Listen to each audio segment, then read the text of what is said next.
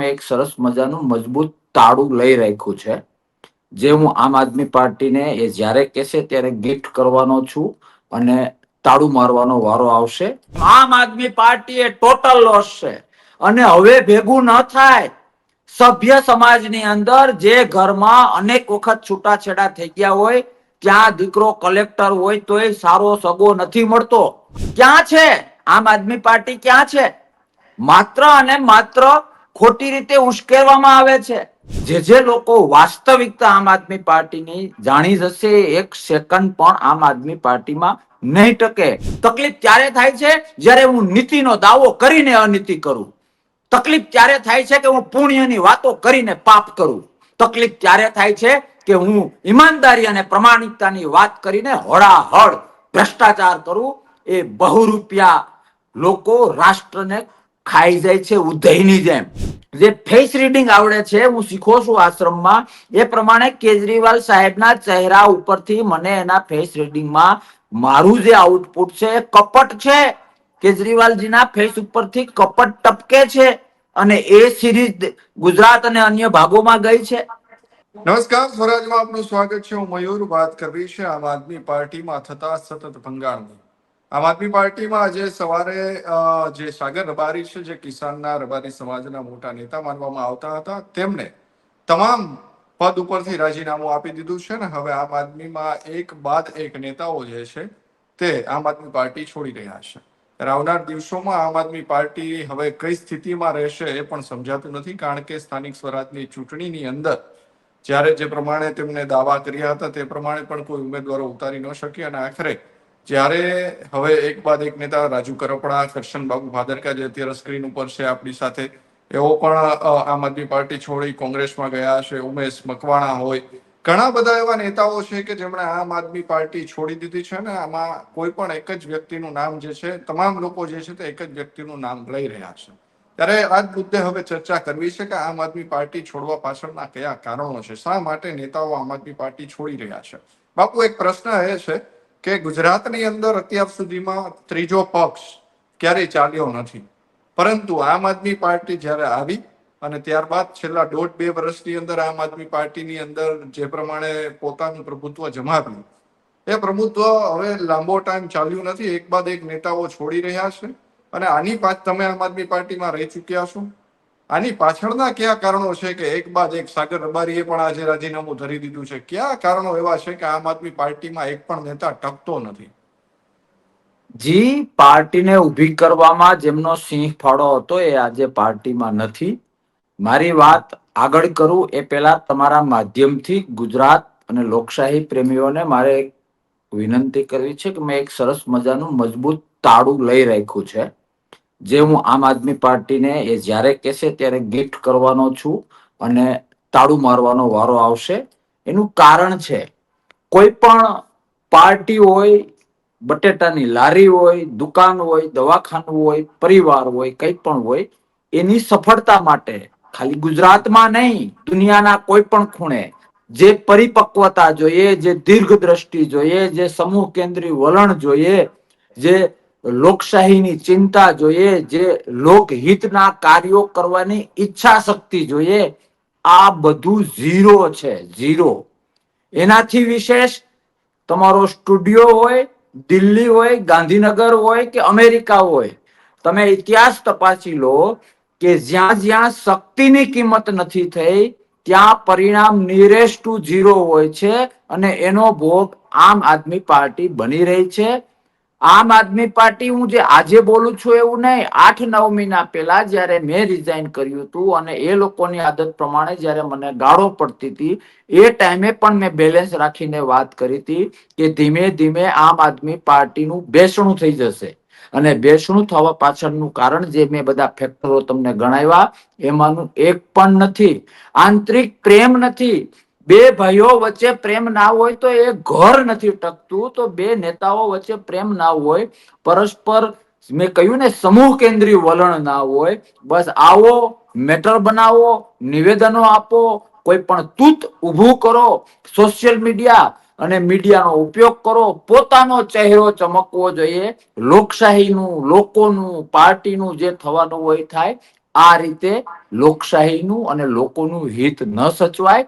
એ આ વાત હું થોડુંક વહેલો જાગી ગયો હતો, મને ખબર પડી કે આ વાત ધીમે ધીમે લોકો જાણી જશે.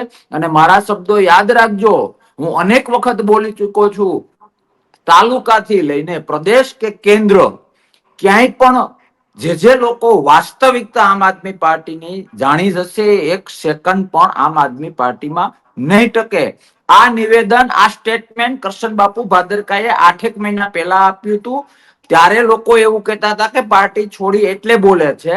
પણ હું રાજુભાઈ હોય, પરેશભાઈ ગોસ્વામી હોય, આજે સાગરભાઈ હોય, બાકી જિલ્લા વાઇઝ તો અનેક હજારોની સંખ્યામાં લોકો નીકળ્યા. અને સવિશેષ લોકશાહીના ઇતિહાસમાં એક રેકોર્ડ બની ગયો કે 7 રાજ્યસભાના સાંસદોએ પણ રિઝાઇન કર્યું.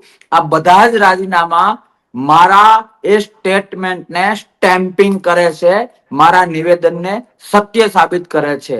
આજે ફરીથી હું તમને કહું છું કે આ ન્યૂઝ મારા માટે શોકિંગ નથી.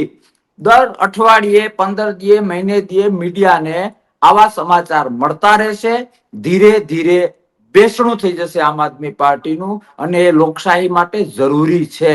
કારણ કે આમ આદમી પાર્ટી પાછળ પાર્ટી શબ્દ લગાડવો એ પણ આ દુનિયાની પાર્ટીઓને એક ગાળ છે. સાહેબ, લોકશાહીમાં શું હોય?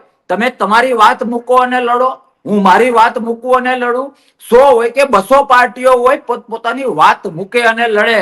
પણ લોકશાહીમાં કટર મશીન તરીકે જો કોઈ કામ કરતું હોય તો એ આમ આદમી પાર્ટી કરે છે. ભાજપના ઈશારે કોંગ્રેસના મત તોડવા માટે કટર મશીન, ભાજપનું કટર મશીન જો કોઈ હોય તો એ આમ આદમી પાર્ટી છે. ભાજપનું વેન્ટિલેટર જો કોઈ હોય તો એ આમ આદમી પાર્ટી છે. ભાજપનું ગલુડિયું કયો કે સપોર્ટર જો કોઈ હોય તો એ આમ આદમી પાર્ટી છે. આ મારા આરોપ નથી, વાસ્તવિકતા છે. અન્ના હજારેના આંદોલનનું ફંડિંગ કોનું હતું? તપાસ કરો, બધું સામે છે. દિલ્હીમાં શીલા દીક્ષિત ભાજપથી નહોતા હટતા, એટલે કેજરીવાલનો ચહેરો અન્ના હજારેના આંદોલનમાંથી નીકળો. શું થયું? કોણે ફંડિંગ કર્યું? તપાસ કરો. કેજરીવાલ સાહેબ જેલમાં જાય છે, બધા નાટકો થાય છે. જેલમાંથી છૂટીને માણસ પેલા ઘરે જાય કે હરિયાણામાં મીટિંગ લેવા જાય? આવું તો ઘણું બધું છે. પણ ક્યાંક ને ક્યાંક આભાસ એવો ઉભો કર્યો છે. હું પોતે 4 વર્ષ એમાં રહ્યો. મને એવું લાગ્યું કે આ લોકો જે કહે છે એ પ્રમાણે લોકશાહીના સિપાહી બનવાનો મોકો મળતો હોય તો કુદરતે જે શક્તિ આપને આપી છે, ચલો આપણે પણ કરીએ. 2 વર્ષમાં હું વાસ્તવિકતા જાણી ગયો. પછી 2 વર્ષ મેં કેન્દ્રમાં અને પ્રદેશમાં લોકોને સમજાવવાનો પ્રયત્ન કર્યો કે આ રીતે લોકશાહી અને લોકના અહિત કામ કરવા પોતાના સ્વાર્થ માટે મારા સ્વભાવમાં નથી. સુધારો, સુધારો. 2 વર્ષ મેં મહેનત કરી, કોઈ રિઝલ્ટ ના આવ્યું કે અમે તો આવા જ છીએ, નથી બદલવાના. તે પછી મેં છોડ્યું. એટલે જે લોકો સત્યને, નીતિને, પ્રમાણિકતાને માને છે, લોકશાહી પ્રેમી છે, લોકહિતના કાર્યો ઈચ્છે છે, એવો એક પણ વ્યક્તિ આમ આદમી પાર્ટીની વાસ્તવિકતા જાણ્યા પછી ત્યાં ખોટી નહીં થાય, 1 કલાક પણ નહીં રહે. સાહેબ, હું અનેક વખત કહું છું કે કદાચ કોઈ ધર્મમાં ના માનતો હોય તો કઈ વાંધો નથી, નીતિમાં ન માનતો હોય તો કઈ વાંધો નથી, લોકશાહીને પ્રેમ ન કરતો હોય તો કઈ વાંધો નથી, ભ્રષ્ટાચાર કરતો હોય તો ઘડીક વાર માની લઈએ, કઈ વાંધો નથી. તકલીફ ક્યારે થાય છે?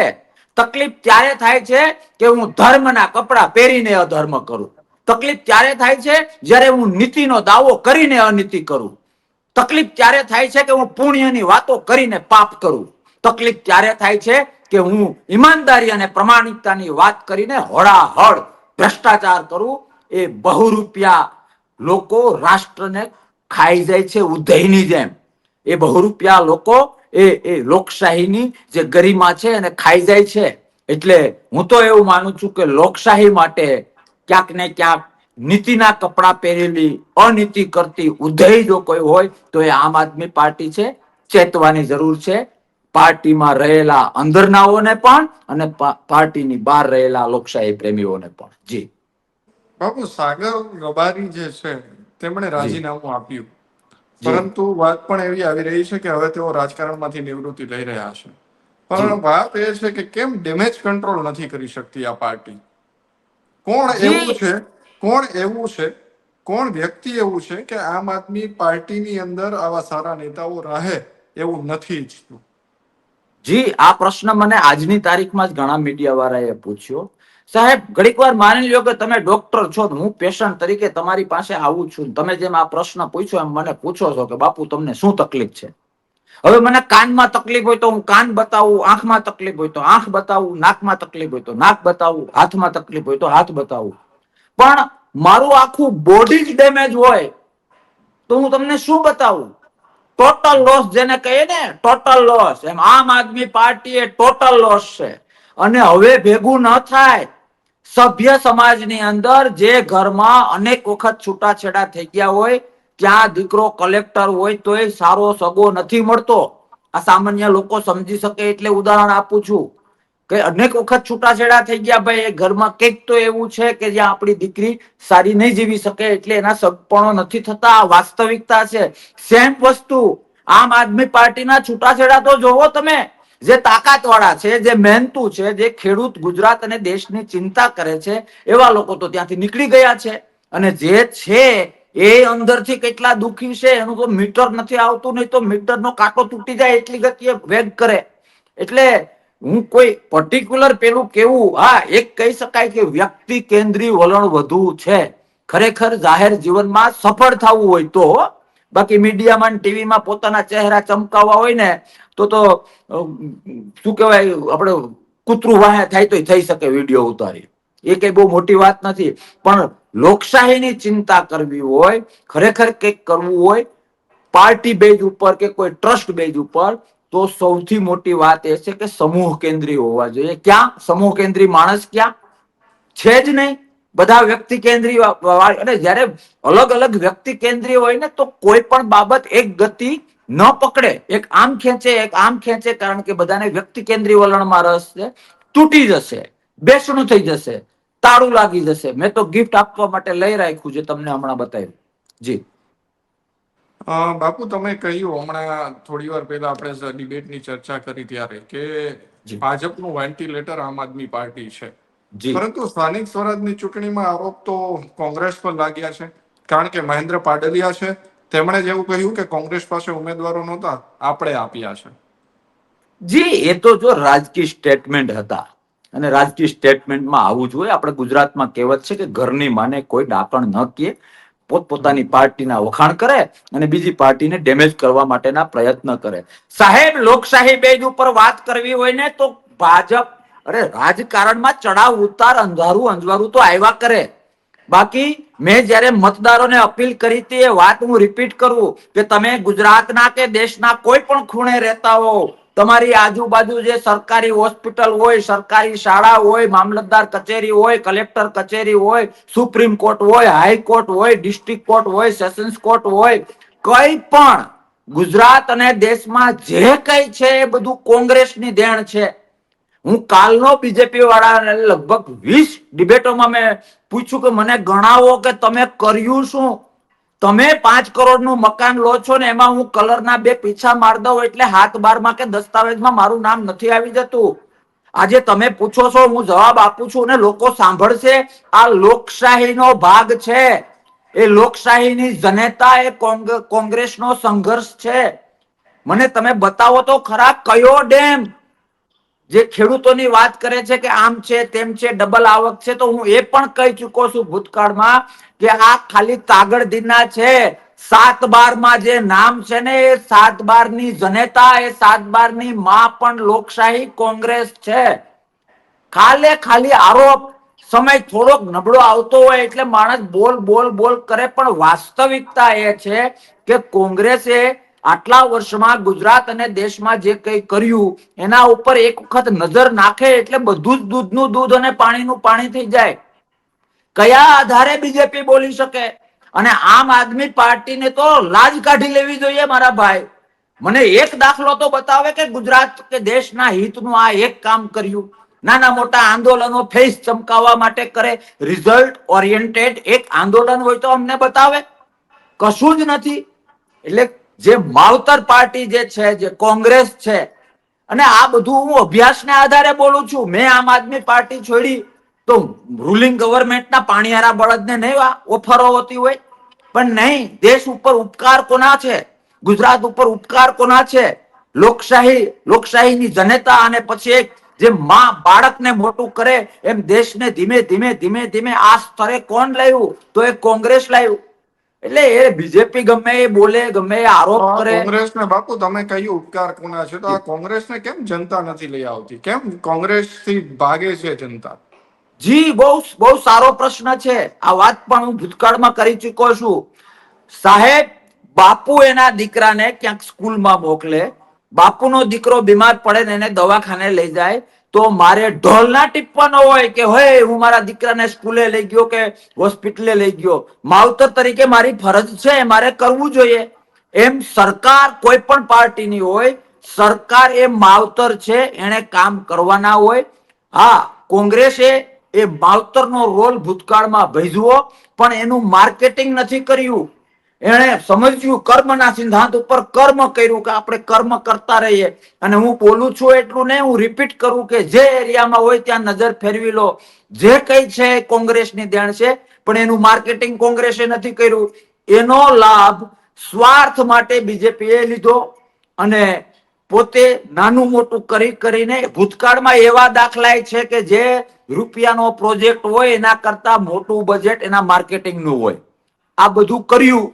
વાસ્તવલક્ષી શું? તો કે કઈ નહીં, પણ આનંદ એ છે કે લોકો હવે ધીમે ધીમે એ સમજી ગયા છે કે કોંગ્રેસે ગુજરાત અને રાષ્ટ્ર માટે કેટલું કર્યું અને બીજેપી એ માત્ર વાતો કેટલી કરી. આ વાસ્તવિકતા જેમ જેમ મેં કહ્યું ને કે આમ આદમી પાર્ટીની વાસ્તવિકતા જેમ જેમ લોકો સમજશે એમ પાર્ટી છોડી દેશે. એમ એમ લોકો જેમ જેમ ભાજપની વાસ્તવિકતા અને કોંગ્રેસના કર્મોને સમજશે, એ રીતે ધીમે ધીમે એક પ્રવાહ કોંગ્રેસ તરફ પ્રયાણ કરશે અને લોકશાહીમાં ફરીથી કીપ સ્માઇલિંગનો સમય આવશે. કોંગ્રેસ ફરીથી મધ્યાહને આવશે. જી બાપુ, આમ આદમી પાર્ટીના આગામી દિવસોની અંદર આમ આદમી પાર્ટીને કયા સ્થાને જુએ છે? બેસણું તાળું મેં તો લઈ રાખ્યું છે ગિફ્ટમાં આપવા માટે. કશું ના ચાલે. આ રીતે કહું તો છું કે બટેટાની લારી પણ ના ચાલે તો પાર્ટી કે આઈડિયોલોજી તો છે નહીં. છે તો મેં કહ્યું એ પ્રમાણે કટર મશીન તરીકે કામ કરે છે. ક્યાં છે આમ આદમી પાર્ટી? ક્યાં છે? માત્ર અને માત્ર ખોટી રીતે ઉશ્કેરવામાં આવે છે. સાહેબ, મારે કોઈ પ્રોડક્ટ વેચવી હોય તો કેવું તો પડે ને કે આનો 1 2 3 4 5 6 આ એના પ્લસ પોઈન્ટ છે. પ્લસ પોઈન્ટ તો બતાવે. અને હું તો પહેલેથી કહેતો આવું છું કે મને થોડું ઘણું જે ફેસ રીડિંગ આવડે છે, હું શીખો છું આશ્રમમાં, એ પ્રમાણે કેજરીવાલ સાહેબના ચહેરા ઉપરથી મને એના ફેસ રીડિંગમાં મારું જે આઉટપુટ છે એ કપટ છે. કેજરીવાલજીના ફેસ ઉપરથી કપટ ટપકે છે અને એ સિરીઝ ગુજરાત અને અન્ય ભાગોમાં ગઈ છે. જો એ કદાચ મારી વાત ખોટી હોય તો તમે ક્યારેય સાંભળ્યું છે? ઇતિહાસ વાંચજો, ગૂગલમાં નાખજો, ગૂગલ થાકી રહેશે કે 7 રાજ્યસભાના સાંસદોએ આ રીતના રિઝાઇન કર્યા હોય. અને એ પણ જાણીતા ચહેરા, કેજરીવાલ સાહેબને મોટા કરનારા ચહેરાઓ. ગુજરાતમાં જોવો, કોણ લોકશાહી પ્રેમી સાત્વિક માણસ ટક્યો છે? જે થોડા ઘણા ટક્યા છે એ લોકોમાં ક્યાં પ્રેમ, ક્યાં પરસ્પર માન, ક્યાં એક ટીમ વર્ક? એવું કશું તો છે નહીં. એવી કોઈ પણ બાબત હોય ને, હું તો ત્યાં સુધી કહું કે એવું ભેંસનું ખાડું હોય તો આખું ખાડું બહુ મૂકી જાય. જી જી બાપુ, સ્વરાજ સાથે જોડવા બદલ ખૂબ ખૂબ આભાર. જી, થેન્ક યુ.